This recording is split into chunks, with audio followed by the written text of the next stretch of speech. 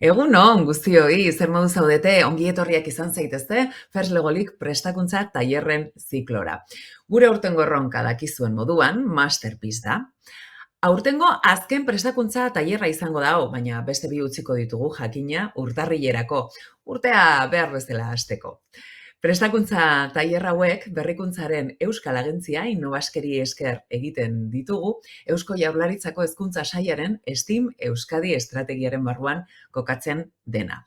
La sesión de hoy se titula Prototipando una obra del Museo del Prado. Qué bonito suena. Y tenemos a Rodrigo Martínez, doctor en diseño, responsable del área de diseño de la Universidad de Deusto, y a Paula Fernández, que es doctor en diseño por la Universidad de Deusto y docente y personal investigadora de esta universidad. Egun-on, Rodrigo y Paula. Egunon, buenos días. Egunon, buenos días. Buenos días. Bueno, nos van a hablar sobre la importancia del prototipado y la búsqueda de inspiración. Se mostrará además un proceso creativo y de desarrollo de la reinterpretación de la obra La piedra de la locura del Bosco, a través del uso de tecnologías de prototipado rápido, como son la impresión 3D o el mecanizado CNC. Eskerrik asko jakina, Deustoko Unibertsitateari tailer honetan parte hartzagatik. Como sabéis, más o menos esta sesión durará 1 hora. En la primera parte, Rodrigo y Paula, nos van a explicar su proyecto y en la segunda podréis hacerles, mejor dicho, todas las preguntas que os apetezcan. Eso sí, por favor, avisadnos de dónde escribís a través del módulo de preguntas que encontraréis en esta emisión. Poned también vuestro colegio, que siempre nos gusta saber desde dónde nos escribís. Hasi gaitezen zuek guztiokin, con todos vosotros y vosotras, Rodrigo Martínez y Paula Fernández. Bueno, ¿qué tal? Buenos días. Muchas gracias, Maitane, por la introducción y la presentación. Y como os anticipaba, pues vamos a hablar sobre algo que quizás suena un poquito diferente o raro incluso, ¿no? Que es prototipar una obra del Museo del Prado. Atractivo también creemos, pero bueno, pues es cierto que seguramente que os estéis haciendo muchas preguntas, ¿no? Y seguramente cuando habéis visto el titular, pues os preguntáis, bueno, ¿y esta formación, ¿no? Este pequeño charla de qué va a ir o en qué va a consistir? Somos Paula y Rodrigo, ambos venimos de la Universidad de Deusto y concretamente venimos del área que llamamos Deusto Design o área de diseño. Estamos en la Facultad de Ingeniería, en la Universidad de Deusto. Allí impartimos 2 grados en el ámbito del diseño, como son el grado en Ingeniería en diseño industrial y el doble grado Ingeniería en diseño industrial e Ingeniería mecánica. Y lo que os hemos dejado aquí es un poquito, pues, una muestra, ¿no? De lo que en realidad son nuestras redes sociales, son algunos de los proyectos que hemos hecho en los últimos 10 años, que estamos a puntito de cumplir ya. Y son en realidad, más que nuestros proyectos, pues proyectos en los que hemos participado como profesores o docentes, pero son proyectos de nuestros estudiantes, ¿vale? Aquí pues veis una pequeña muestra de esos proyectos que van desde diseño de mobiliaria, herramientas, productos electrónicos y, bueno, pues, una muestra, digamos, muy completa, ¿no? de todo lo que hacemos. Nosotros solemos decir que este grado, estos 2 grados, en diseño y en diseño y mecánica, son los que de alguna forma hacen una alusión muy directa a la palabra ingeniería, que tiene que ver con el ingenio, ¿no? Y antes, pues, Maitena mencionaba, vamos a hablar de inspiración, vamos a hablar de creatividad y de cómo hemos canalizado todo eso en un proyecto que es ese prototipado de una obra para el Museo del Prado. Simplemente, animaros a que nos conozcáis, a que luego en el turno de preguntas pues hagáis todas las preguntas pertinentes, porque os vamos a hablar ya no de lo que hacemos en el grado, porque no se trata de eso esta presentación, ni mucho menos, sino de cómo hemos hecho un proyecto en colaboración con estudiantes, en el que hemos participado también un grupo de profesores, y qué herramientas que utilizamos en nuestro día a día, pues hemos utilizado de alguna forma también para dar pie, ¿vale?, a que este proyecto tan bonito pues haya podido resultar y haya podido pues concluir, como vais a ver dentro de unos minutitos. Bien, concretamente, pues hoy venimos a hablaros de la iniciativa El Prado en Vol. ¿De dónde surge esta iniciativa? Como supongo sabréis, con motivo de la presidencia europea del Gobierno de España, se están realizando, bueno, pues una serie de actividades en el ámbito cultural también que de alguna forma pues buscan pues acercar el arte, la historia, el arte del Estado español, bueno, pues a todas las regiones, ¿no? del territorio.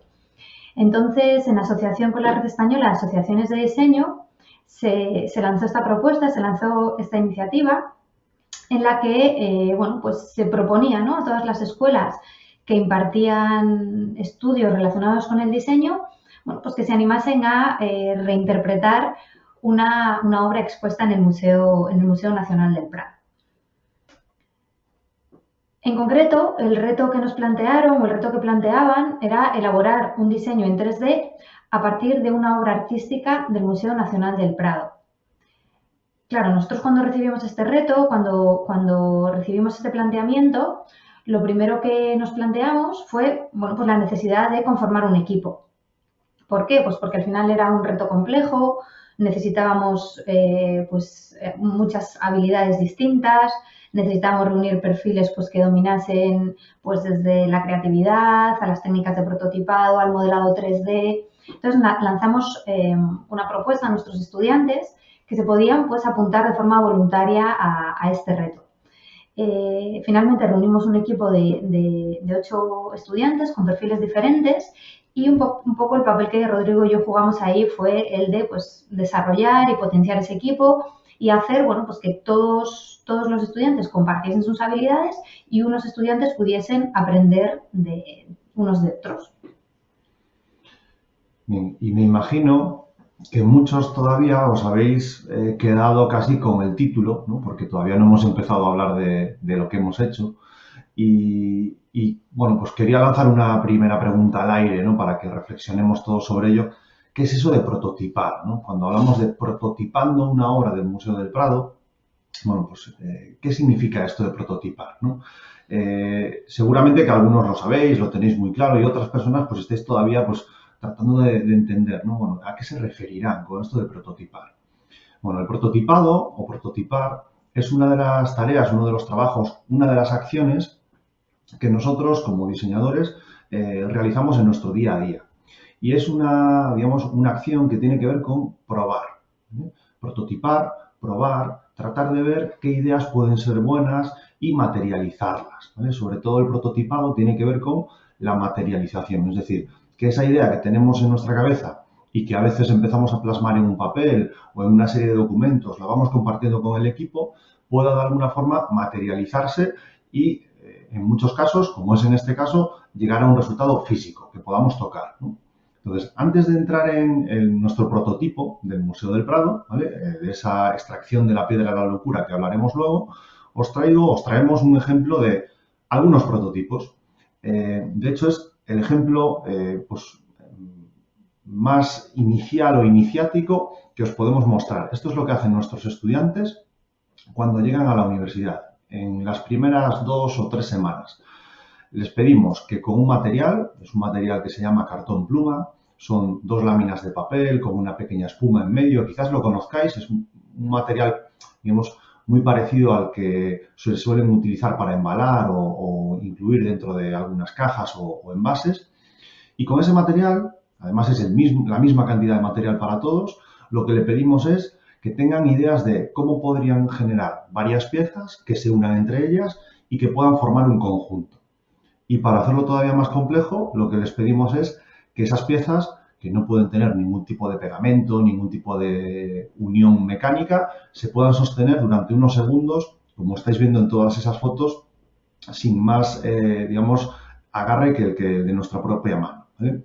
Entonces, este ejemplo que os traemos es muy sencillo. Os animamos también a que utilicéis este tipo de materiales en esos retos que algunos estáis afrontando ya con respecto al reto que os han propuesto desde Fresh Lego League, ¿no? Porque son materiales, por un lado, muy económicos, muy baratos, pero sobre todo que son muy sencillos de manipular. Y lo interesante aquí es que fijaos la cantidad de diferentes opciones a las que podemos llegar, ¿no? Es decir, eso es parte de la creatividad que os vamos a, bueno, que también trabajamos y que luego os vamos a mostrar un poco de cómo, digamos, lo desarrollamos, ¿vale? Bien, entonces, digamos que detrás de esta palabra o palabra, que es la idea de prototipar, nosotros lo que queremos trasladaros es, y animaros también a que esto significa probar, validar y sobre todo, y lo más importante es aprender. Cuando con eso de material, que es muy sencillo, vemos que la idea que tenemos en nuestra cabeza o en el papel no se puede materializar, no se puede convertir a una idea real, bueno, pues tenemos que hacer cambios. Y hacerlo de esa forma, de una forma rápida e interactiva, pues lo que nos permite es, de alguna forma, bueno, pues ahorrar tiempo, ahorrar también recursos y, sobre todo, llegar a la idea que creemos, ¿no?, que va a ser mejor o más fácil de implementar.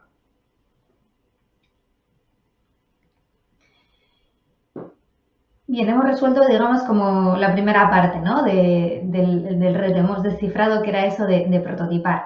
Y la segunda parte en la que queremos incidir, para, bueno, pues de alguna forma contextualizar pues toda esta iniciativa del Prado en Vol, es esa pregunta, ¿no? Una obra del Museo del Prado. ¡Wow! Cuando visitas la web del Museo del Prado, bueno, esto simplemente es una pequeña muestra, luego os indicaré a qué corresponde ese número, pero, insisto, si visitáis la web del Museo del Prado y exploráis la colección, veréis que hay más de 20.000 obras. Y la selección de la obra se complejiza todavía más cuando lees los requisitos, lees las especificaciones del reto y te pide que lo que tienes que reinterpretar es un objeto que aparezca en una obra. Entonces, bueno, pues el número de cosas se multiplica exponencialmente, ¿no? Aquí me gustaría contar una anécdota que cuando nosotros recibimos este reto, bueno, pues nos quedamos un poco con los titulares. Y bueno, estábamos muy emocionados, muy motivados y nos pusimos a conceptualizar, nos pusimos a idear, pues sin habernos leído todos los requisitos, sin habernos leído todas las especificaciones. Y después de una jornada de trabajo, pues leímos el briefing, leímos las especificaciones y nos dimos cuenta que, bueno, pues parte de las ideas que habíamos desarrollado, a las que habíamos llegado, pues no eran válidas, pues porque eran mucho más ambiciosas. Y uno de los requisitos del reto era que la propuesta no podía medir más de 45 por 45 por 45 centímetros. Y nosotros, bueno, casi nos habíamos propuesto prototipar una habitación entera. Entonces, bueno, esto lo cuento de forma anecdótica también para poner un poco el foco en la importancia de cuando tenemos que realizar un proyecto, un reto, pues nos leamos las especificaciones, nos leamos los requisitos y seamos conscientes de lo que nos están pidiendo. Bien, volviendo a esa reinterpretación, a la selección de esa obra y de ese objeto que teníamos que reinterpretar, pues nosotros encontramos una piedra en el camino. Básicamente lo que le pedimos a los estudiantes fue, bueno, a los estudiantes y a nosotros, ¿no?, que pues de forma autónoma pues identificásemos una serie de obras de arte, de artistas que nos parecían interesantes y luego hicimos una apuesta en común. Y de esa apuesta en común, pues lo que sacamos o lo que quisimos poner en valor fue una piedra. Y esta piedra estaba conectada a ese cuadro que hemos mencionado en la presentación, que es la extracción de la piedra de la locura del Bosco. Es un cuadro que se pintó entre los años 1501 y 1505 y aquí os muestro la configuración completa del cuadro, donde veis esa parte central, ¿no?, circular, que luego os mostraremos más en detalle, que viene, bueno, básicamente a emular lo que sería un espejo, y esas inscripciones que veis en la parte de arriba y de abajo, básicamente lo que significan es: maestro, quítame esta piedra, mi nombre es Luberdas. Luberdas es esa persona que está semi-recostada en esa silla con los pantalones rojos. Bien, si vamos al detalle del cuadro, pues efectivamente vemos a un señor que le están extrayendo, bueno, en principio una piedra, aunque bueno, en realidad es un tulipán, pero ahí tampoco vamos a entrar mucho en esa interpretación. Y luego vemos pues una serie de personas, ¿no?, que también aparecen en el cuadro. Por una parte pues está el falso cirujano, que representa de alguna forma el embuste, está el fraile, que de alguna forma viene a representar a la iglesia, la señora con ese libro en la cabeza que se cree que representa la sabiduría. Y si os fijáis, la escena es rural, ¿no? Y al fondo, bueno, pues vemos un poco pues la ciudad. Básicamente lo que pues el Bosco quería representar con este cuadro era, bueno, pues la extracción de esa piedra, que se consideraba que, bueno, pues si te la extraían, pues de alguna forma pues recuperabas la cordura, que venía asociada pues, a cosas como, pues, por ejemplo, la inexistencia de lujuria y este tipo de cosas.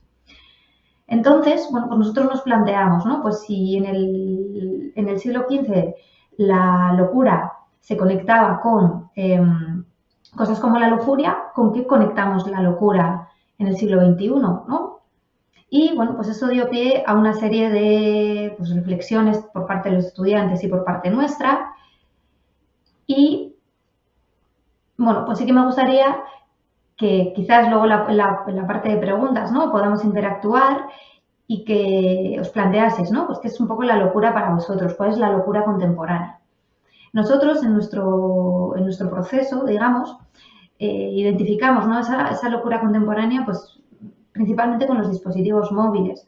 Bueno, pues con casi esa esclavitud a la que estamos conectados, con el teléfono, las redes sociales. Y eso fue lo que dio pie, bueno, pues a la conceptualización de la obra, ¿no? En torno pues, a esa parte central, a ese teléfono móvil, en el que ya no solo identificamos la locura al propio dispositivo, sino que, bueno, pues a través de un vídeo que luego también os mostraremos, pues toda la serie de contradicciones en las que vivimos en la actualidad, ¿no? Es decir, pues desde el uso de dispositivos móviles, adicciones a drogas, alcohol, tabaco, vivir en ciudades superpobladas, contaminación extrema, pues este tipo de cosas, ¿no? que de alguna forma nos ponen a todos contra las cuerdas como sociedad. Y bueno, antes de ver ese vídeo, simplemente, pues como ha trasladado Paula, esto era parte de lo que el equipo decidimos, ¿no? Prototipar a partir de esa obra de la extracción de la piedra de la locura. Y aquí sí que es importante, nosotros como profesores a veces nos echamos un poquito a un lado. Es muy interesante porque esto es lo que precisamente nuestros estudiantes quisieron o eligieron de entre un total de 20.000 obras, más de 20.000 obras, y si pensamos en la cantidad de objetos que hay en cada una de esas obras, pues seguramente lleguemos a números que no somos capaces ni de imaginar, ¿no? Entonces, entre ese millar o casi millones de objetos que puede haber en todas las obras que hay en el Museo del Prado, pues decidieron hacer, digamos, una reinterpretación de todo esto y además con una serie de valores que son los que mencionaba ahora Paula, que fueron ellos, ¿no? Es decir, ellos nos querían de alguna forma también convencer a nosotros como profesores de que tenemos que apostar por esto. Vamos a apostar por hacer que las personas que vean nuestra obra, nuestro prototipo, se den cuenta de que tienen todo, digamos, bueno, pues que por desgracia están enganchadas al teléfono móvil, a las redes sociales, que nos estamos cargando el planeta. Entonces, esto queremos ponerlo en valor porque precisamente fueron nuestros estudiantes quienes nos animaron también a nosotros a apostar por esta idea, ¿no? Y ahora sí, pues os ponemos este vídeo de 2-3 minutitos para que veáis un poquito todo el proceso y luego hablaremos ya un poco en detalle de cada una de las partes.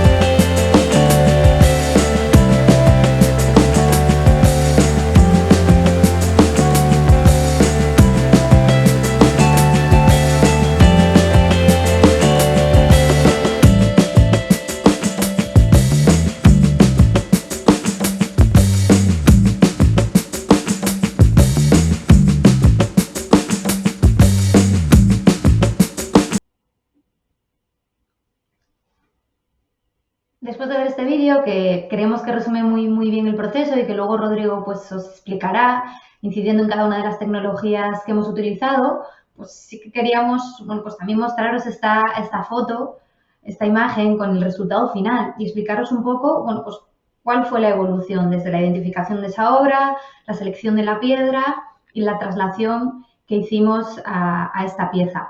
Aquí sí que nos gustaría mucho poner en valor, bueno, pues las habilidades que han tenido los estudiantes, porque muchas veces pensamos en la ingeniería como algo muy cuadriculado, como algo muy aburrido, pero en realidad, pues la ingeniería es una forma que nos permite de alguna forma materializar este tipo de soluciones, pero para llegar a esto también necesitamos ser creativos, también necesitamos saber idear, necesitamos saber conceptualizar.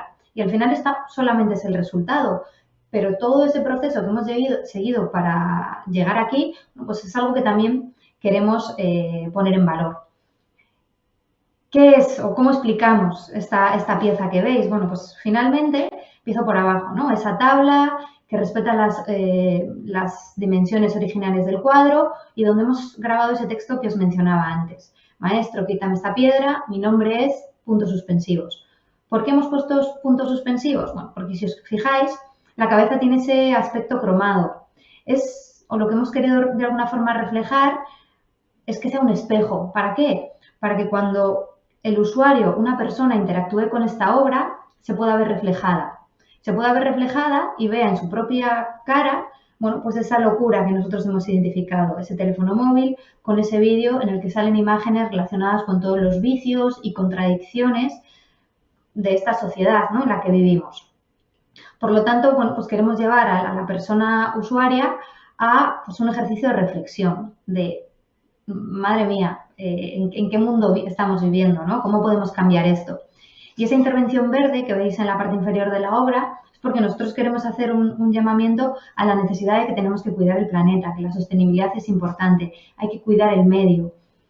Por lo tanto, lo interpretamos como, bueno, pues de alguna forma es lo que nos puede salvar, ¿no? Es lo que nos puede anclar al mundo.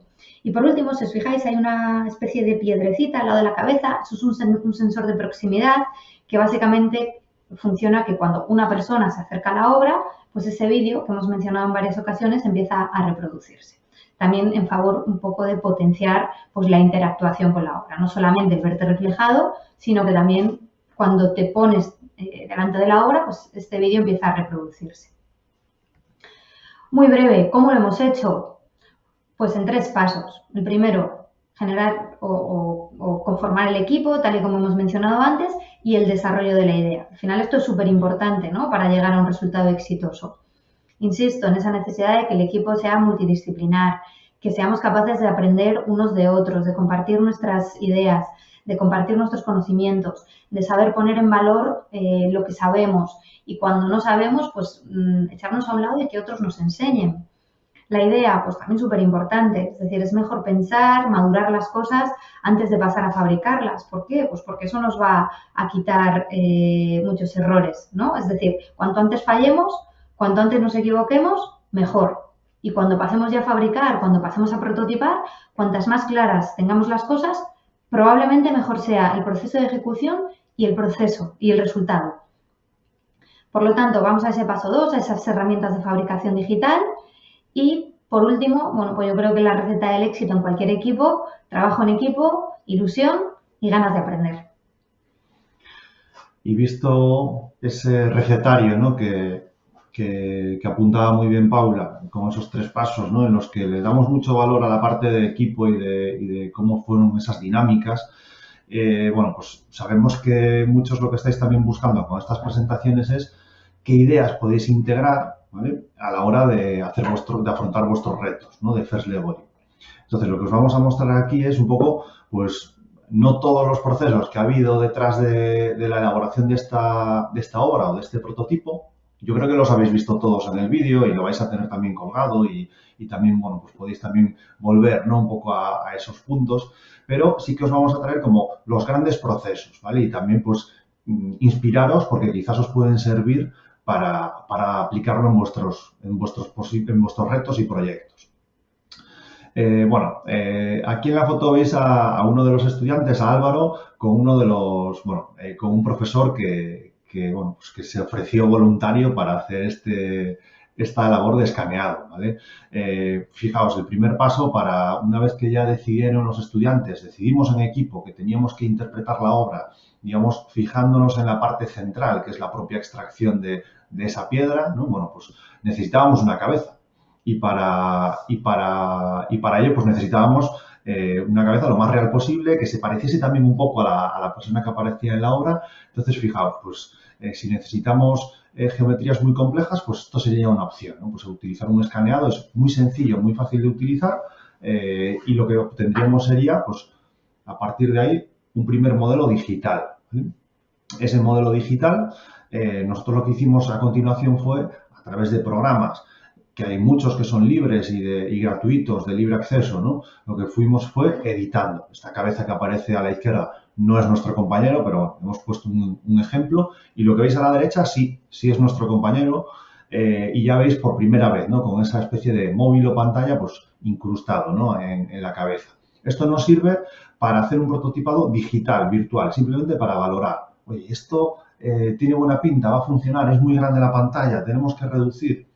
Aquí era muy importante también, pues que queríamos que nuestro compañero, aunque se hubiese ofrecido voluntario, pues que tampoco se sintiese totalmente señalado, ¿no? Entonces, fijaos que todo el rostro ha desaparecido, ¿no? Un poco sus rasgos, sus facetas más marcadas, y hemos tratado de anonimizar un poquito al personaje, ¿vale? Para que, como decía Paula, todo el mundo que vea la obra, al reflejarse, pues se pueda de alguna forma sentir identificado y sin que siempre se parezca a esa persona en cuestión, ¿vale? Entonces, esta sería otra de las herramientas que hemos utilizado. Modelado 3D, diferentes programas, muchos de ellos, como digo, abiertos o de uso gratuito, ¿vale? Que os animamos a que conozcáis. Un proceso que seguro que habéis escuchado y seguro también que muchos habéis incluso utilizado o en alguna asignatura que tenéis en el colegio o en el instituto, que habéis de alguna forma también en vuestros centros pues ya trasteado, ¿no? Con esto, que es la impresión 3D. Bueno, pues esa cabeza que teníamos en ese modelo digital, fijaos, bueno, pues aquí ya es la cabeza, una de las muchas cabezas que hicimos, ¿vale? Ya digamos en 4 bloques, ¿no? ¿Por qué en 4 bloques? Pues porque el tamaño que teníamos para la impresión pues, nos limitaba. Entonces tuvimos que pensar también de qué forma era la mejor para hacer esa unión. Aquí hay detrás muchos procesos. Luego hay que pegar, hay que lijar. Habéis visto en el vídeo a nuestros estudiantes trabajando mucho, ¿no?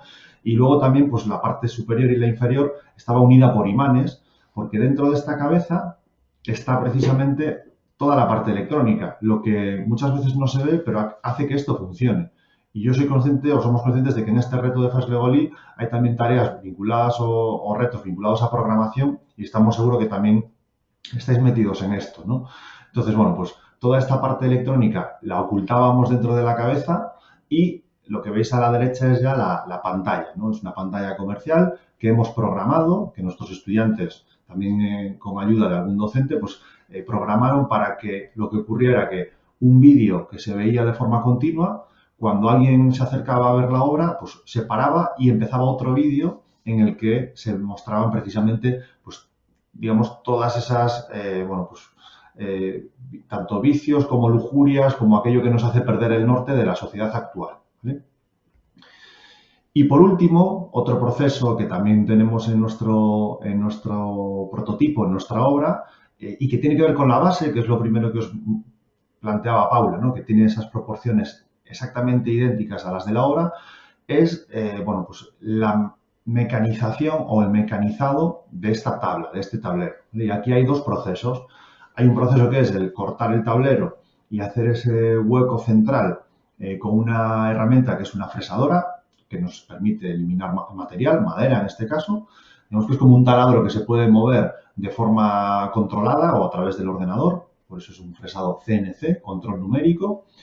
Y ese maestro quítame esta piedra, mi nombre es un proceso de grabado láser, ¿vale? Pues esa máquina que veis ahí en la parte inferior es una grabadora láser que nosotros pues lo que hicimos fue meter esa tabla, esa tipografía y hicimos un grabado. Si veis la obra, pues veréis que le falta como un milímetro más o menos de profundidad, que es lo que ese láser ha ido eliminando, restando, grabando, ¿vale? Y así llegamos a este total, ¿no? A este, bueno, pues, conjunto de obra, la extracción de la locura contemporánea. Nos hemos atrevido a firmarlo casi como artistas, aunque somos ingenieros y eso sí, trabajamos muchísimo con la creatividad. Decía antes Paula, ¿no? Esa importancia de que, bueno, a pesar de que hay una formación pues, técnica muy importante, también tenemos que hacer aquello que nos apasiona y a este grupo de estudiantes y docentes nos apasionaba, ¿no? El reto, nos gustó mucho de entrada y, bueno, aunque fueron muchos meses de trabajo y dando al principio ideas que no se podían desarrollar, pero, bueno, pues nos hemos atrevido a firmar esta obra como casi artistas, ¿no? También un poco de todo el proceso que hemos hecho. Bien, pues no sé, Paula, si quieres concluir, quedamos ya ahora sí a vuestra disposición para resolver cualquier duda, pregunta, no sé, preguntadnos lo que queráis, ¿vale? Y desde ya a vuestra disposición para ello. Es que ricasco, Rodrigo y Paula, menuda experiencia más interesante, sobre todo porque aquí lo que ponemos en valor es que la tecnología y el arte muchas veces van de la mano o han ido de la mano.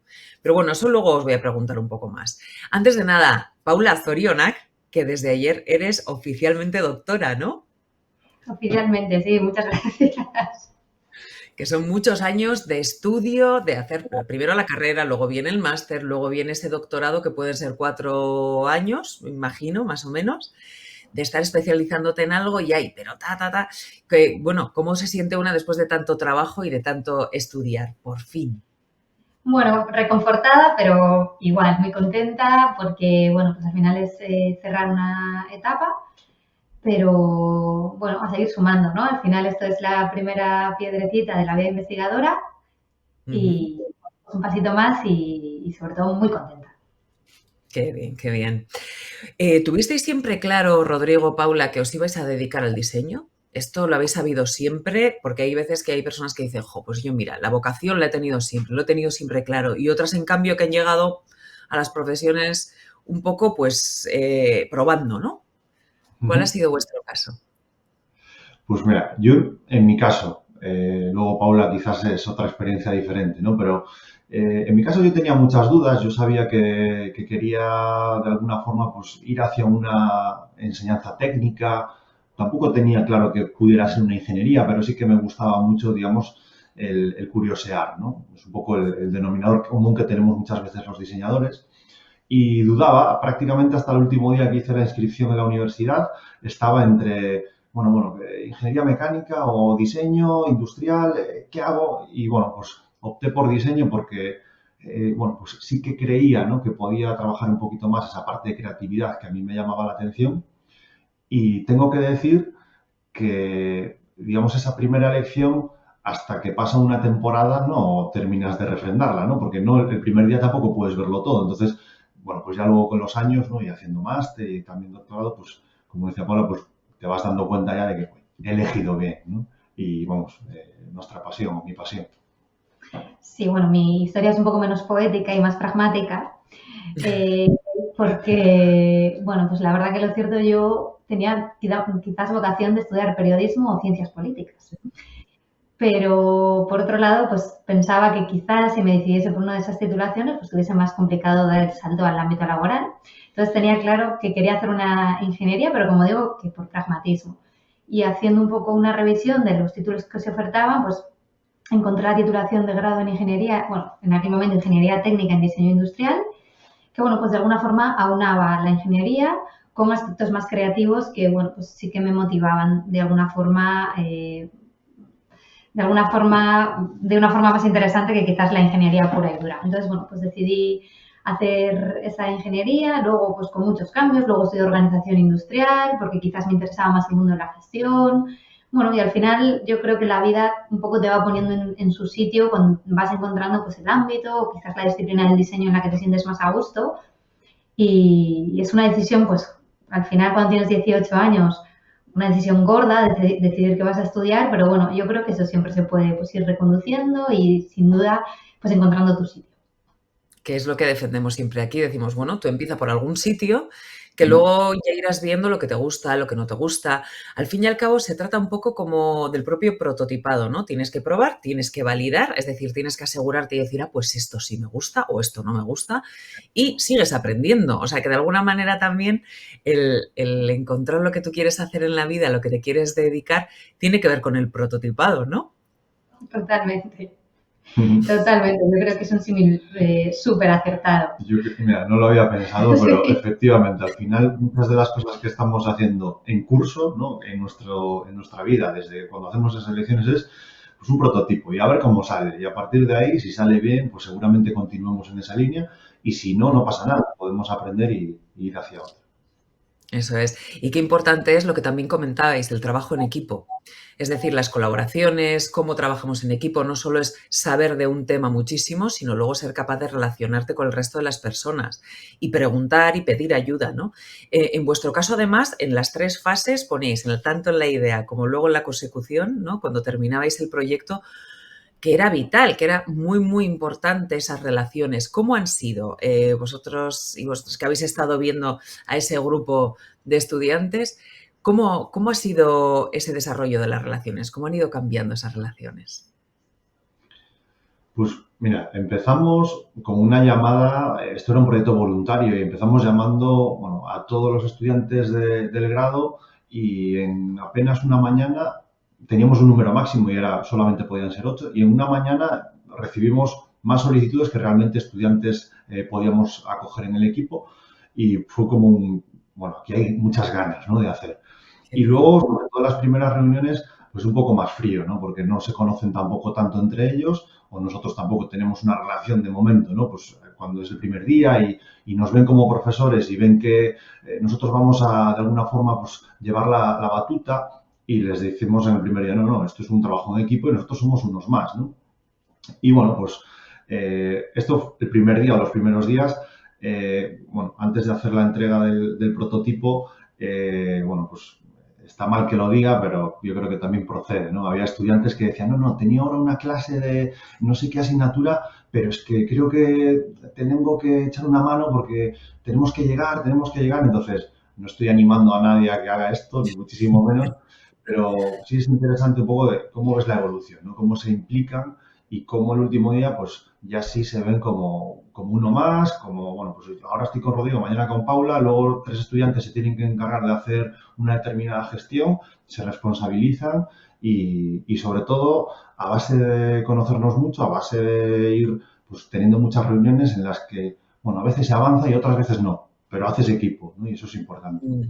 Yo creo que los roles luego se fueron encajando muy bien, ¿no? Pues esas habilidades que comentamos, pues cada estudiante supo poner en valor las suyas y al que se le daba muy bien modelar en 3D, pues modeló en 3D, el que conocía la impresión en 3D, pues fue el que hizo la impresión y bueno, pues al final van encajando las piezas. Sí, es que al final lo que siempre decimos, cada cual también tiene unas habilidades, ¿no? Y todas son necesarias.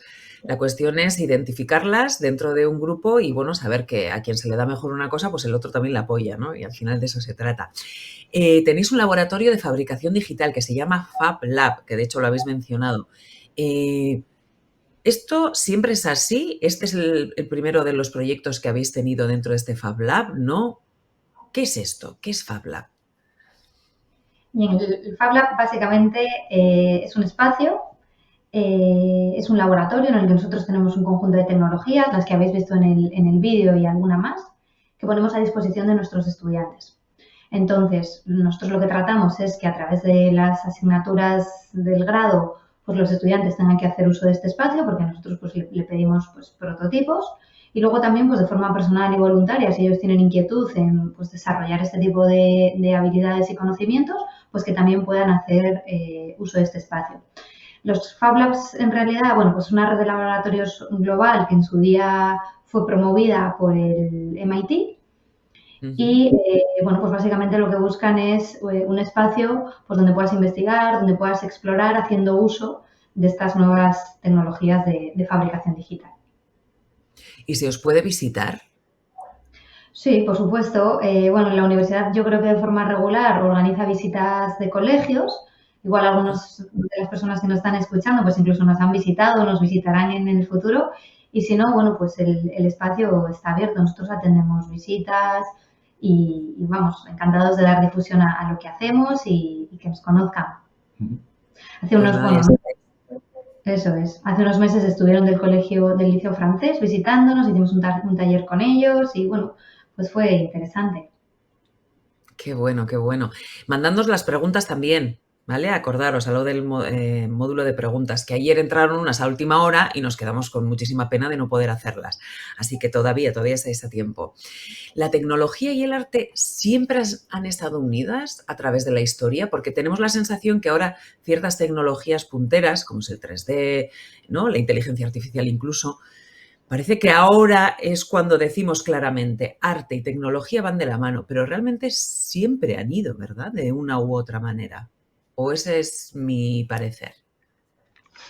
Mira, pues yo voy a hacer mía una reflexión que hace unos días nos compartió un compañero, ¿no?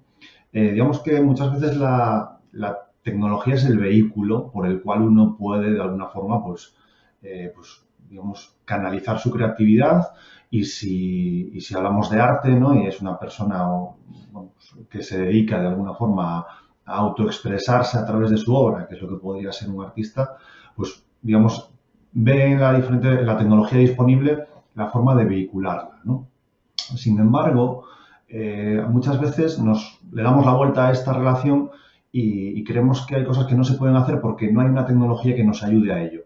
Y es un error, ¿no? Y este compañero hace unos días nos decía, si pensamos en los grabados de Goya de hace bueno, pues unos cuantos siglos ya, uno dice, joder, ¿cómo fue capaz, ¿no?, de hacer todo ese tipo bueno, pues de obras con una tecnología incipiente y que, bueno, le podemos llamar ahora una tecnología ya obsoleta o pasada, pero que realmente en aquel momento era totalmente desconocida, ¿no? Bueno, no quiero abrir este gran melón, ¿no? Pero con la inteligencia artificial, que todos estamos al tanto de todo esto, ¿no? Pues es cierto que es ya una herramienta más también al servicio de las disciplinas creativas y del arte.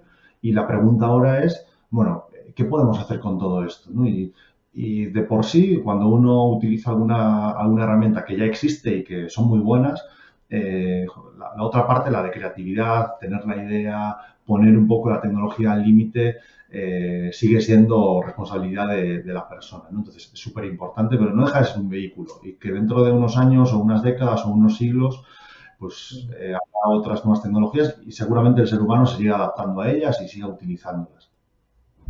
Antes lo habéis comentado, de hecho, vuestro proyecto se basa también en resignificar o darle otro significado también a esa frase, ¿no?, que aparecía en el cuadro de El Bosco, donde la tecnología también como recurso nos puede ser algo maravilloso, depende cómo lo utilicemos, si lo utilizamos en nuestro propio beneficio y de la sociedad, pero que también tiene sus peligros, ¿no? Vuestra propia obra, con ese móvil metido en la cabeza, esa dependencia que tenemos ahora de toda esta tecnología.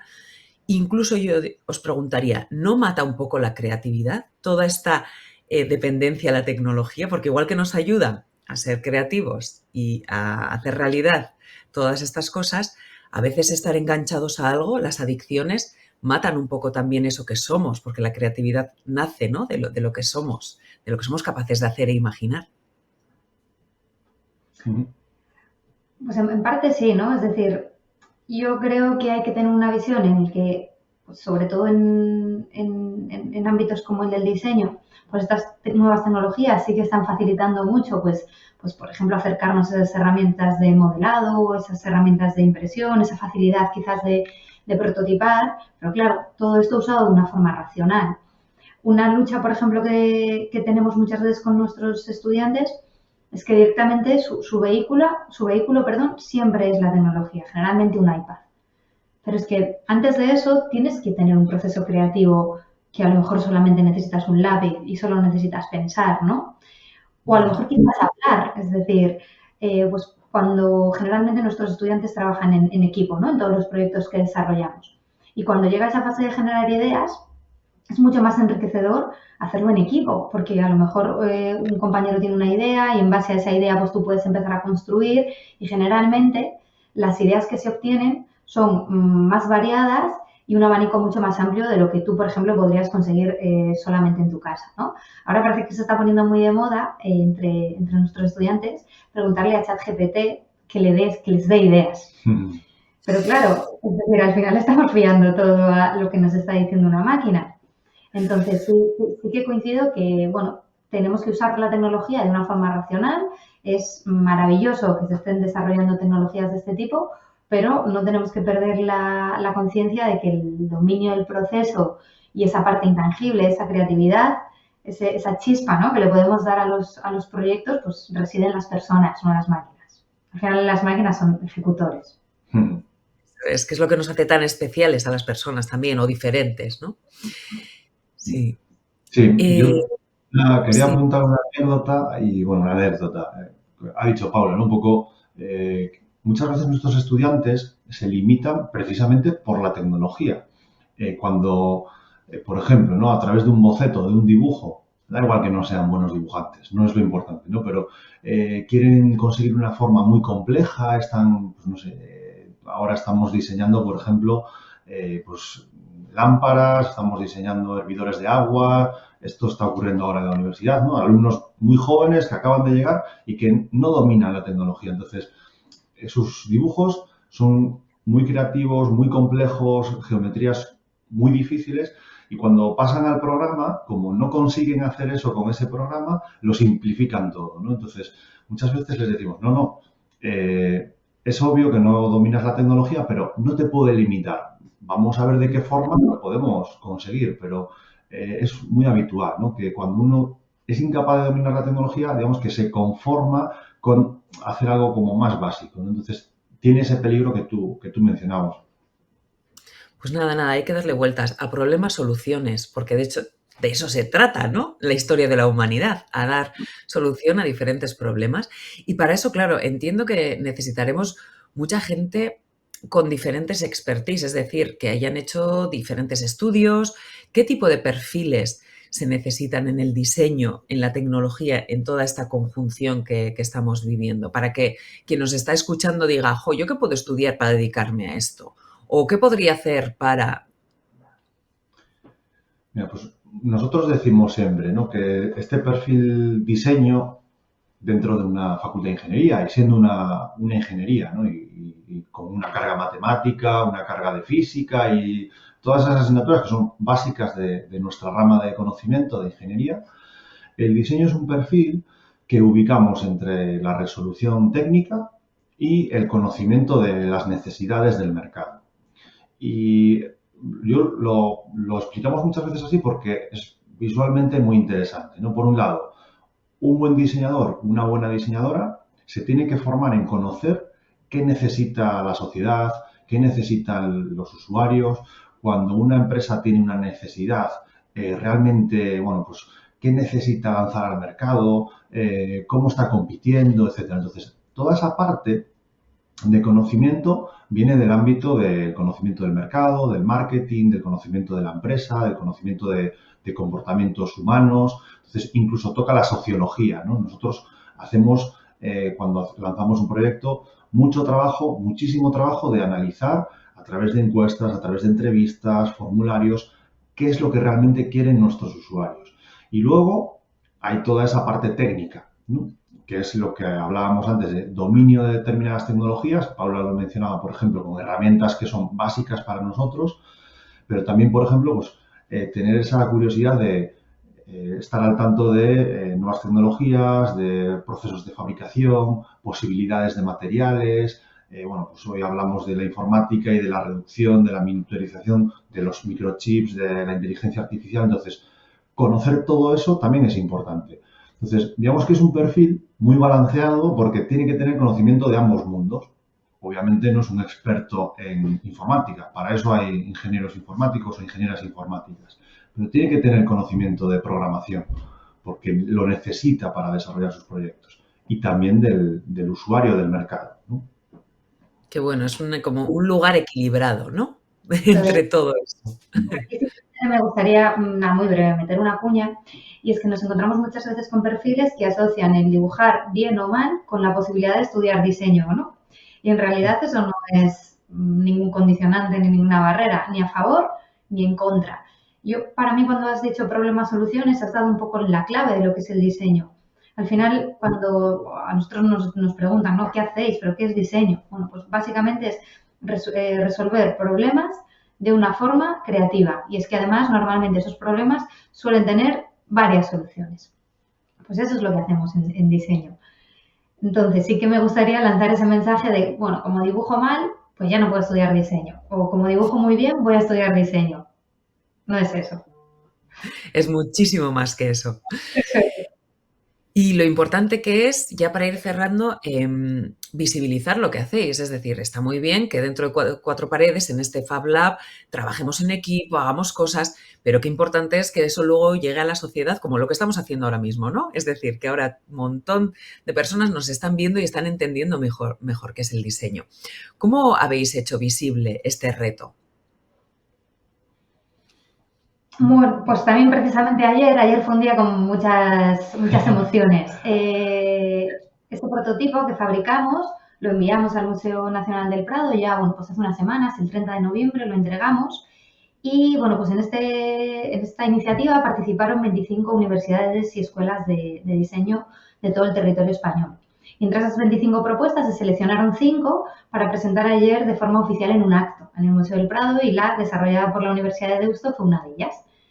Entonces, bueno, pues tuvimos la oportunidad de participar en ese evento, bueno, nosotros de forma remota porque teníamos compromisos laborales en Bilbao, pero nuestros estudiantes viajaron a Madrid, estuvieron en el auditorio del Museo Nacional del Prado, con el director del Prado, con una secretaria de Estado y, bueno, pues tuvieron allí unos minutos para explicar, bueno, pues el alcance de su trabajo y cómo lo habían prototipado. Y a partir de enero pues harán una exposición virtual de todas las obras que han participado en esta iniciativa y, bueno, en palabras del director del Prado, pues felicitarles porque van a exponer en el Museo del Prado jóvenes y vivos. ¡Wow! Y entre ellas también muchas mujeres. Esperemos que cada vez seamos más en los museos y también en las STEAM, ¿verdad? Y eso es, en los estudios de ingeniería. Al final, bueno, yo creo que en diseño tenemos una entrada muy buena de perfiles femeninos y pues es algo que nos encantaría potenciar en todas las ingenierías, ¿no? Yo creo que al final el 50% de la población que somos nosotras, pues creo que podemos aportar en todos los ámbitos. Sin duda, duda, sin duda. Lo que dice Paula, ¿no? En el grado, pues mayoritariamente, perdón, el número es muy equilibrado. Es verdad que hay profesiones técnicas en las que esto no ocurre y, por fortuna, ¿no? En las aulas de diseño, pues uno encuentra que en una promoción puede haber un número mayor de chicas que de chicos y al año siguiente, pues que esté un poco por encima de los chicos, pero es muy, muy equilibrado y a nosotros, bueno, pues esto también nos gusta verlo y en este equipo también que hemos conformado, pues también ha sido una realidad, ¿no? Pues había una mayoría de perfiles chicas, ¿no? Pero, bueno, pues se ha dado así y qué bueno que sea así, ¿no? Claro, la diversidad siempre ayuda a solucionar de forma mucho más creativa, ¿no? Y original. Bueno, pues Rodrigo, Paula, muchísimas gracias. Felicidades, zorionak, a todo vuestro equipo. Es increíble poder ir al Prado y el director del Prado te esté hablando directamente sobre un prototipo que has hecho. No sé si son conscientes todas las personas que nos escuchan, pero eso es increíble, es una pasada. Así que muchísimas gracias y nada, quedaros siempre cerca. Igual cualquier día os visitamos en ese Fab Lab porque nos ha encantado la idea. Pues ahí os estaremos esperando. Muchas gracias, un placer también participar en esta iniciativa. Muchísimas gracias, Maitena, y a todos los que nos escucháis y como, bueno, pues decís, ¿no? Extender la invitación, os esperamos para lo que necesitéis. Muy bien, Osondo. Es que ricasco y hasta pronto. Ricasco, agur. Agur. Bueno, mila eskerrerez beste aldean zaudeten guztioiz interesgarria izan da. Ze politia, ze oreka, ezta? STEAM guztien artean. Bueno, pues os invitamos al próximo taller. Esto ya en el 2024. El 11 de enero nos volvemos a ver y vamos a tener con nosotros y nosotras a Jonas Torquiza de Lectrart, que nos va a explicar el uso de las tecnologías avanzadas en la creación artística. Pues qué puede ser, como la Big Data, la robótica o la inteligencia artificial, que como ya sabéis y estábamos comentando antes, están transformando no solo el mundo, sino todas estas disciplinas y también están impactando en obras de arte. Besterik gabe, bueno, ederki bukatu urtea, baina hobeto oraindik hasi. Jai zoriontsuak opa dizkizuegu hemendik. Urte berri on, ta laster arte. Agur!